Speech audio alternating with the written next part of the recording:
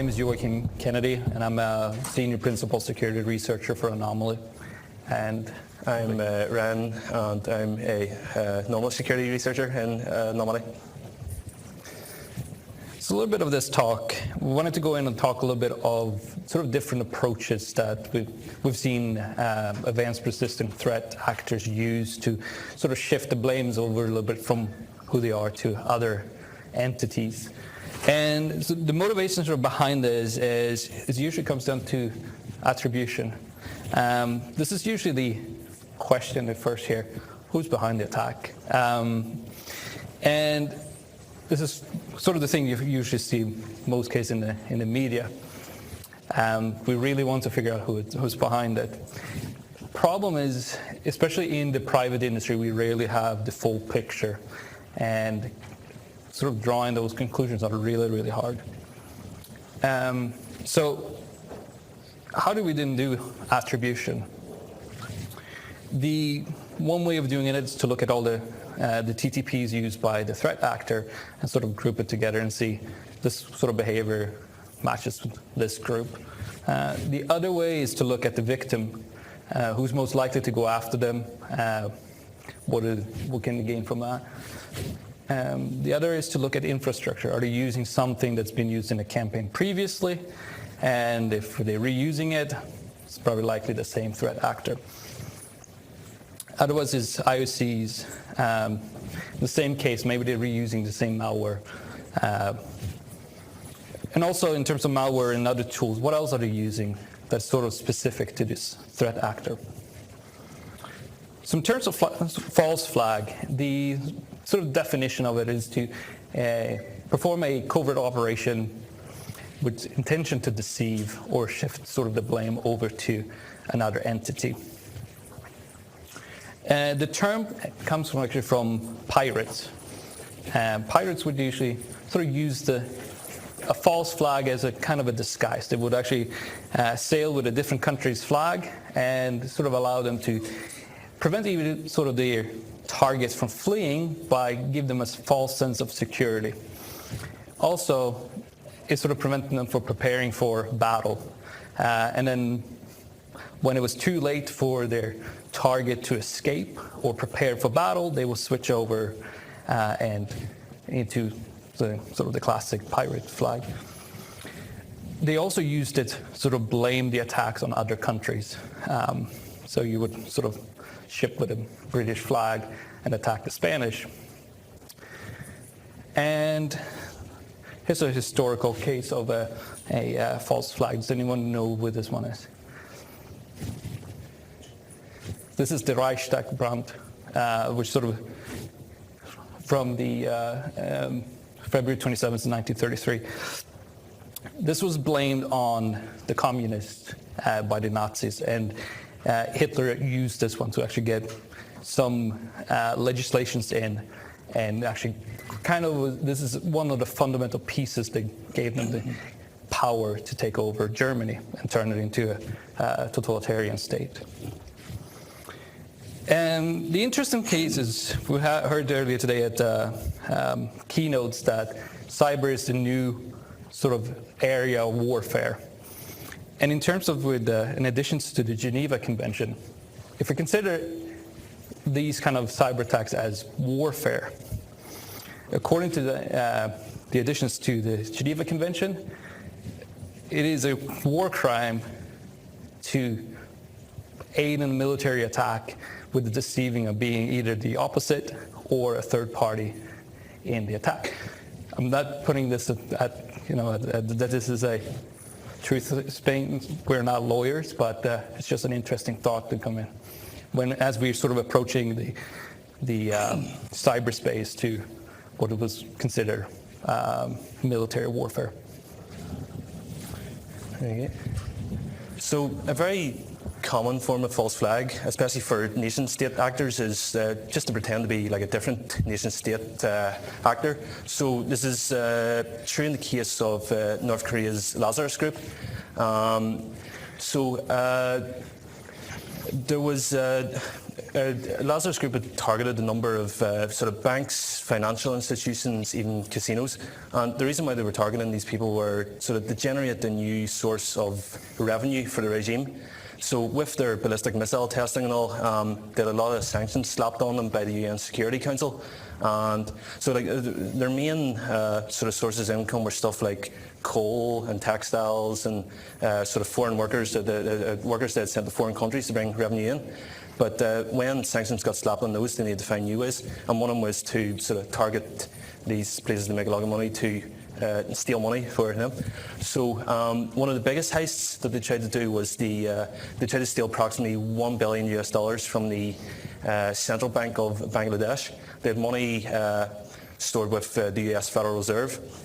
So and they tried to do SWIFT transactions to steal these money and exfiltrate them to different bank accounts, which they would try to collect in.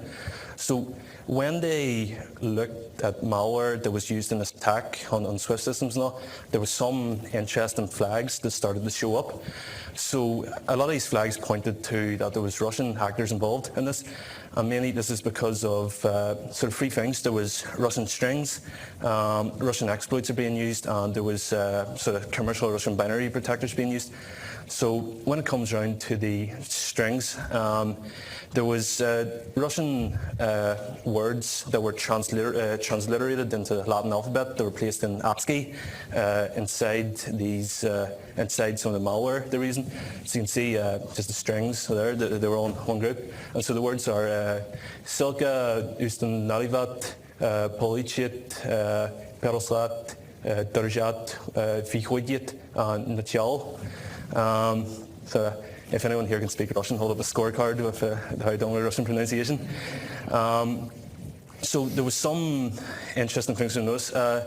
Group IB researchers, a Russian firm, when they decided to look into the malware, they noticed that these words that were used for command and control, they were not typical for what would be a native Russian speaker. And so namely, this word policit there, this word means to get or to receive in Russian, but it actually contradicted the action that was happening, which they were sending stuff.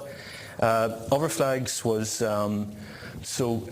executables were packed with binary package protectors, namely the Enigma protector, commercial Russian one, and exploits for Adobe Flash and Microsoft Silverlight that were created by Russian hackers were being used.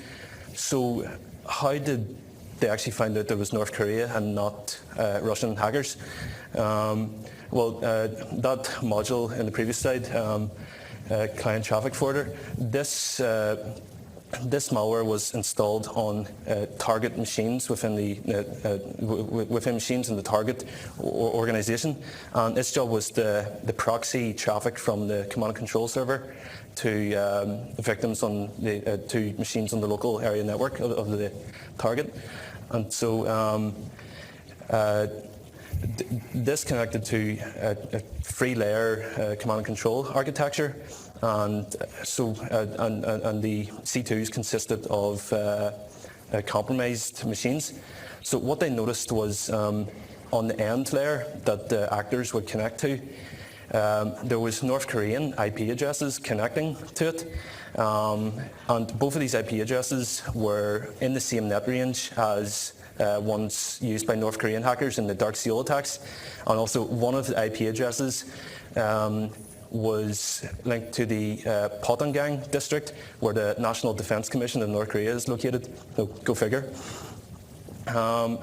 It's not just North Korea. So in the case of Equation Group or the NSA, one of their malwares called Electric Slide, when it was dumped by the shadow brokers, you could actually see that there was a flag in it to pretend to be a Chinese browser through the accept language header field, where they put it into Mandarin Chinese. So sort of in addition to blaming it directly on the country, the other way of sort of setting up a false flag is to sort of create your own scapegoat. This is Guccifer. kind of now is very, very famous as starting of this kind of a scapegoat. The person behind it, Marcel Lacha, he first appeared in 2013, and he got famous for a lot of sort of hacking into high-level government officials. And what he targeted was their private accounts and social media accounts. He didn't use very technical it wasn't very technical. He essentially just used public information to guess the password recovery for these accounts and managed to get access that way. Later on comes Guccifer 2.0, which we sort of now all know was behind with sort of a front for the GRU. They claimed in June of 2016 to be behind the compromise of the DNC and started to leak information from that compromise. This actor claimed to be Romanian and did not speak or understand a word Russian. The interesting part was in the communication with journalists, the source IP address for the emails came from a Russian VPN. The Russian-based VPN, Elite VPN, essentially the whole website is in Russian. To sign up for an account, you have to understand Russian. There are parts that are translated to English, but the sign-up process is straight in Russian with no translations. The other interesting part, the IP address was associated with a Elite VPN. It was part of their ASN number. But when you logged in and selected which nodes you wanted to use, it wasn't available. So the IP address, the host that they were used by this group or this actor was not available to all customers. So it was either them running on the side, having a separate VPN for criminal to pay extra, or someone else had the capability of running it within their infrastructure. In terms of for the Romanian part, in an interview with the threat actor by a journalist for Vice Motherboard, the journalist used Google Translate to sort of ask a couple of questions in Russian or in Romanian, and the response that he got back from it was reported by his readers later on that the language and the grammar was very, very clunky and didn't really appear to be a Romanian from a Romanian native speaker. One sort of word that stuck out was the word for watermark in Romanian. This is the word that he used, which is technically the correct word, and that's what you get when you're using Google Translate. But according to all the readers and most people that sort of reported back on it, watermark, that word is not used in Romanian. Most common is to use the actual English word for watermark. Other cases where the grammar was different, sort of highlighted in here. So clearly the actor that claims to be Romanian was not Romanian. Other ones we have is cyberattack. This was a pro-Russian cyber hacktivist group, and they mainly focused on DDoS and leaks. They came sort of to the world and started doing attacks against some NATO websites in 2014. And later in May, they compromised the Ukrainian Central Election Commission.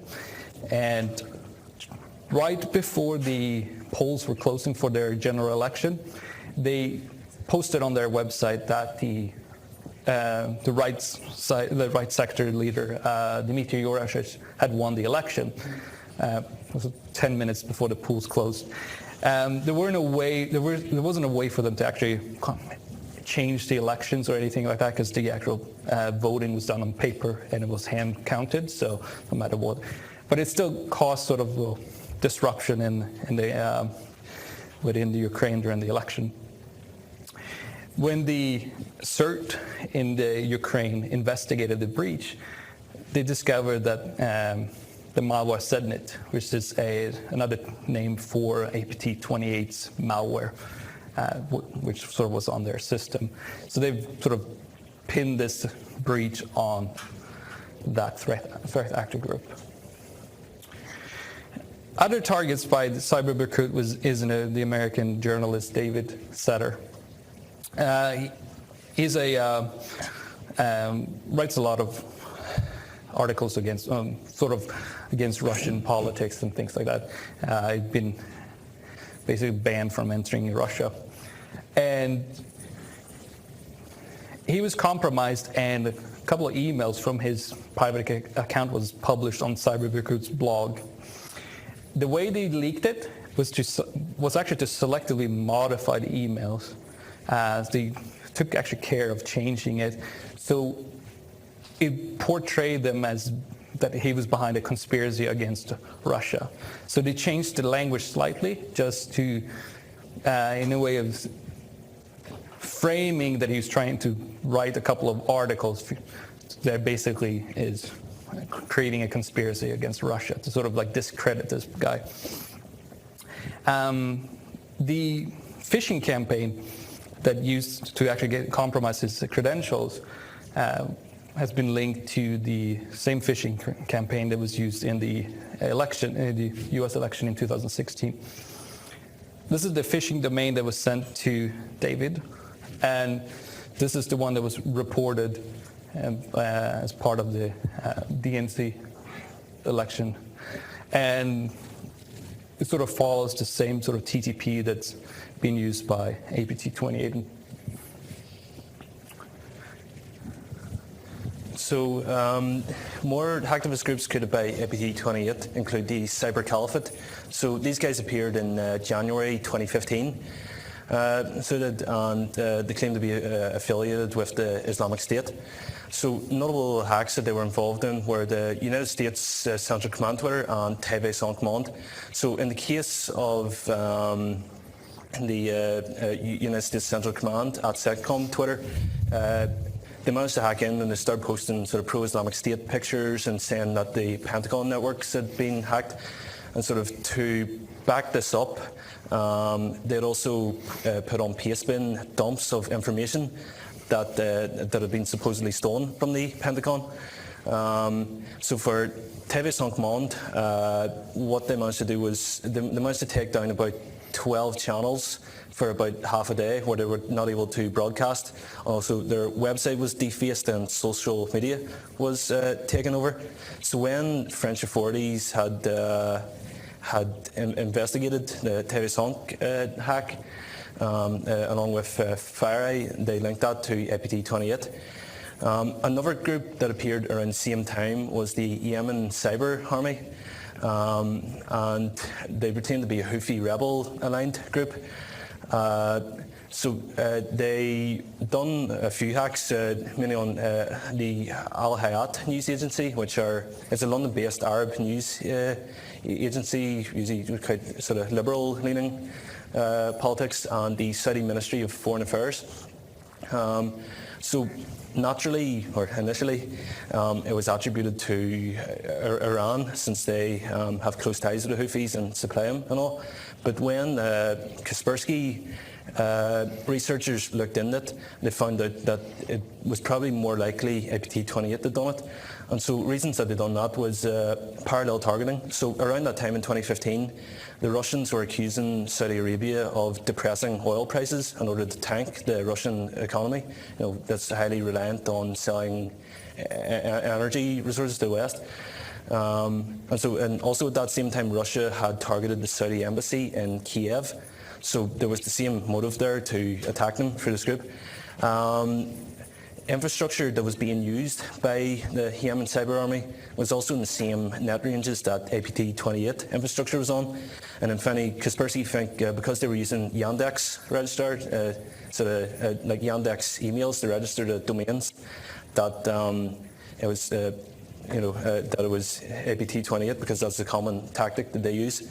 I'm not too certain myself about the Yandex registrar because even I register emails with Yandex.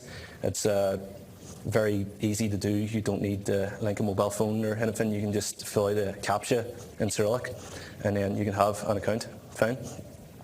So, and so it's not just APT28 that has made sort of these hacktivist groups to cover up their attacks. In March 20th, 2013, there was tens of thousands of computers in South Korea have been hit with destructive malware, and also popular news and media sites have been defaced.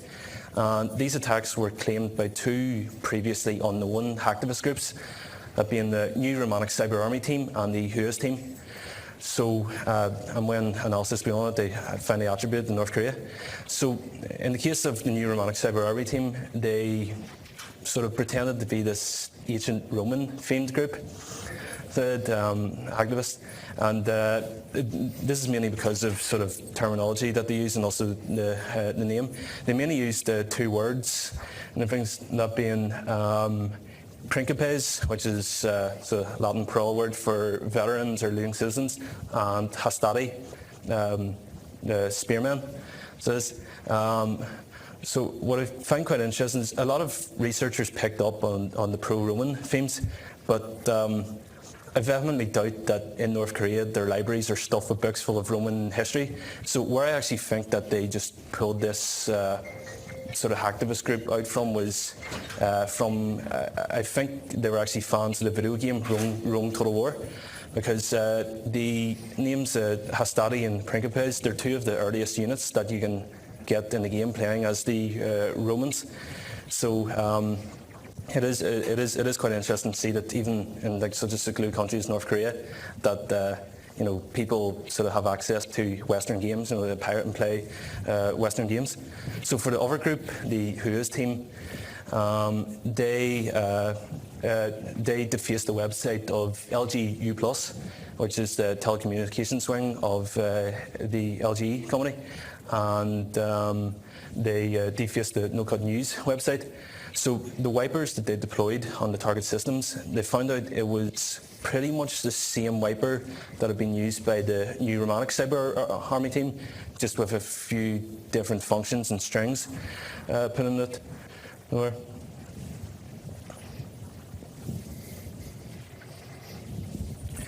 One other way of sort of putting blame on another entity is by using code that's similar to previous sort of attacks. One sort of infamous one that's pretty recent is the Olympic Destroyer. Still not certain of who was behind it. The Olympic Destroyer actually consisted of three different parts. So there was a worm that traversed the network, and it dropped a system credential stealer, a browser credential stealer, and a wiper. The way it ran, grabbed all the credentials on the machine, patched itself, the binary, and sent off so we can use those credentials to migrate further down in the network. And then the timer was set off for the wiper to wipe the machine. Essentially set up to destroy as much as possible. And when you looked at the different samples, there was a lot of code there was some code similarity that was sort of found within them. One of them is shown on the screen. This had actually some overlap with APT10. The function that was picked up is part of generating the AES key. And for sort of the knowledge at this point is this piece of code is unique to APT10. That snippet of code hasn't been found in any other samples that hasn't been related to APT10 so far in any sort of data sets that's been looked into. The other part is McAfee named one of the part of the samples for Brave Prince, but the other one, BBus, which is APT12, is another Chinese threat group. And there was some small code reuse found in that, the overlap between those two samples. The system stealer actually had a similar code to one of the modules that is used by APT3. It's very similar, and it's basically taken directly from Mimikatz, so this is less controversial. It's more common, since given that Mimikatz is an open source project and anyone can take it and incorporate it and tweak it for themselves. On top of that, Olympic Destroyer also used the similar techniques that Bad Rabbit and Not Petya used, which kind of is pushing sort of the shift the blame over to Russia. So using the same technique for deleting the logs and backups as part of the wiper module. Also, it was picked up the file name, also matched the sort of similar file name that was used in the Bangladesh Swift attack that was done by the Lazarus group, linking it to North Korea. The module itself is very, very similar to other wipers used by Lazarus.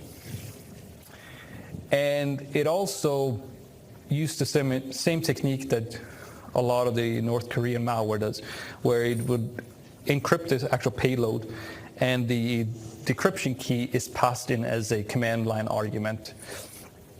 Different here was because it was traversing the network, that key was hard-coded in it, so in the malware, so it was kind of easy to find, but otherwise it was similar. Very international malware, global. So for the Vault 7 leaks... We'll take questions after. Yeah. For the Vault 7 leaks leaked onto WikiLeaks, it made note of a team called the Umbridge team within the CIA, and so the Umbridge team's task was to take techniques and code from sort of known or public malware and incorporate them into the CIA's own arsenal. They've done this mainly for two reasons. One, to reduce costs of developing malware, but also to sort of place false flags in other directions so that it doesn't look like the CIA. So notable examples of that is they took the persistence method from HiKit rootkit, the disk wiping module from Shamoon, two anti-sandboxing techniques from both UpClicker and the Nuclear Exploit pack, and then they also took a webcam capture code from the Dark Comet rat. In addition to code similarity, other places where you can find sort of similarity is looking at the infrastructure. When you're compiling code with Microsoft Visual Studio, it inserts a header that's called a rich header. This header is undocumented, and the reason why it's called a rich header is because it has the sort of keyword rich at the end of the header. It sits right after the DOS stub, and it's put there by the linker. And it sort of functions as a fingerprint of the infrastructure that was used to build this binary. It will include a number of source codes, number of source files, and break it apart based on the language, and also give you the build version of the Visual Studio that was used. Here's an example of sort of reverse engineered value, since these are not actually documented by Microsoft. But in this example, it will tell you that the source code was compiled, and it was 10 source files that was written in C++ and one assembly code.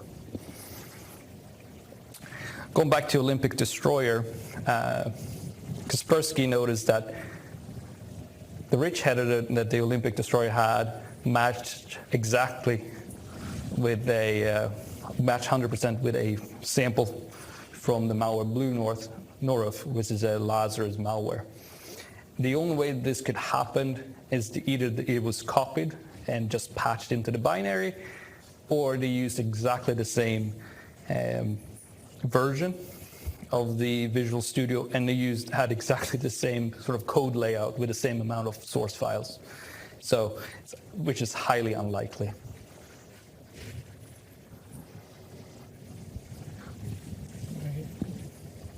So an interesting example is in an APT28 phishing campaign. This email was sent by APT28 to a Polish government member. It pretended to be from a political observer within the United Nations. The email was sent from an IP address that was owned by the VPN server's IP vanish. But the link that was in the email, Eurasia Global News, that downloaded the SEDNet backdoor and APT28 backdoor. At the same time, there was also worldmilitarynews.org on same IP, which also delivered SEDNet. But what's very interesting is almost exactly a year later, pointing towards this IP address was a domain called osupd.com. And so this domain was actually being used by APT33 as a nanocore C2, and APT33 is an Iranian hacking group. So we have a very odd situation where there is one IP address being possibly used by two different nation-state hacking groups. So information on it, it pointed towards it in 2016, and the last update to it was with its name servers. Its two name servers used to be on the same OVH IP, but the very, very last update before it was synced was pointed towards this host control IP. So we don't actually know whether this was done as a false flag, if it was pointed towards there to sort of put the blame on someone else, or if there was actually collaboration involved. But the information's out there anyway as to what exactly this was. Sort of the takeaways we want you get to take from this is, so I have a skeptical view too when someone is trying to put the attribution.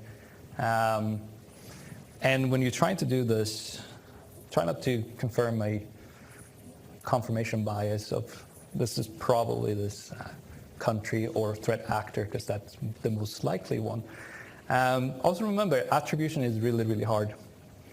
Say that it really mean it is hard because you never have the full picture. So when you're in looking for it, watch out.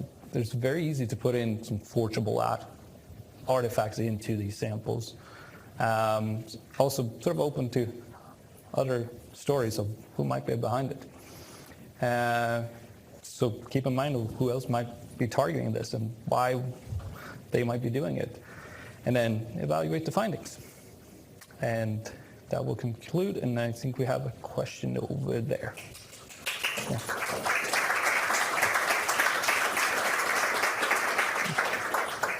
Yeah, I was curious, so code reuse is, for expediency, is huge, right? If it's broke, don't fix it. If it's working, why not use it to keep working?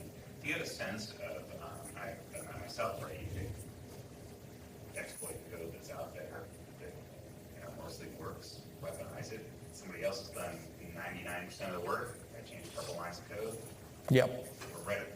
So do you have a sense of like how often code reuse from different, potentially different organizations is actually just code reuse for the purpose of expedient versus trying to create a false flag? Do you have any? Have you ever seen it where it's like, oh, this is definitely not code reuse flag? Or how often? I personally haven't looked into it, so I wouldn't be able to give it, but that's kind of why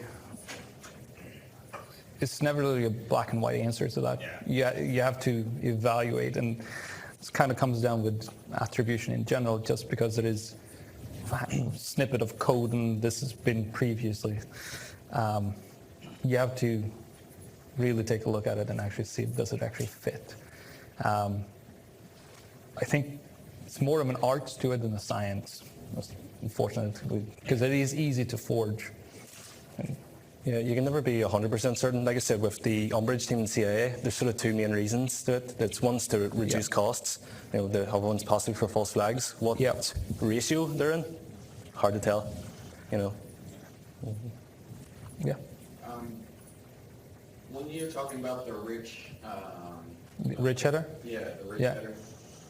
So with Visual Code Studio, and I'm pretty sure a lot of other development programs or coding programs,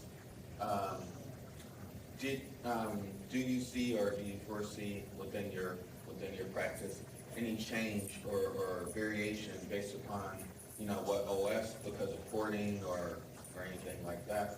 Like so, VS Code on my Linux box versus VS Code on standard. So it's for Visual Studio, so which won't run on Linux. It's Microsoft. Are you sure? Or is it just the VS Code, the editor? They'll do it too. If they'll do it, they'll file do it. Right. Visual Studio do it. The difference is Visual Studio, the linker compiles in the versioning as well. So Yeah. versioning MOS. Oh. Yeah. Okay. Yeah. It puts a lot, and it's an undocumented header. Yeah. But you can go and remove it. I think the way Kaspersky found another sample that was compiled pretty late afterwards. It seems like the attack didn't go as planned, so the threat actor went back, modified the code, and basically pushed it out and forgot to change the rich header.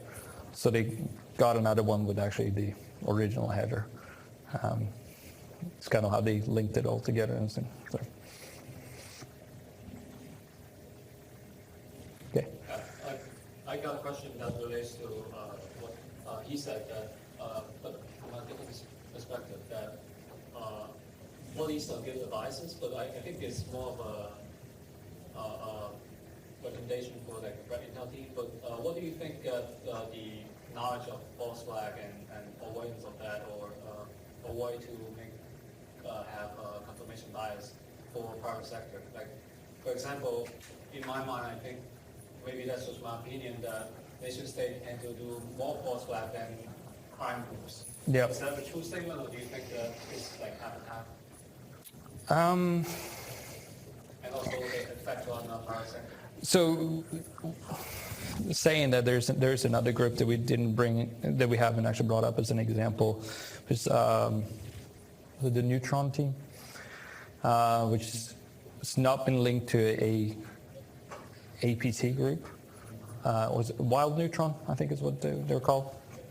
Yeah, and they seem to be more of like a group for hire, but they're pretty big at the false flagging. It takes some skill to do it, and to put you have to put the effort in to do it. And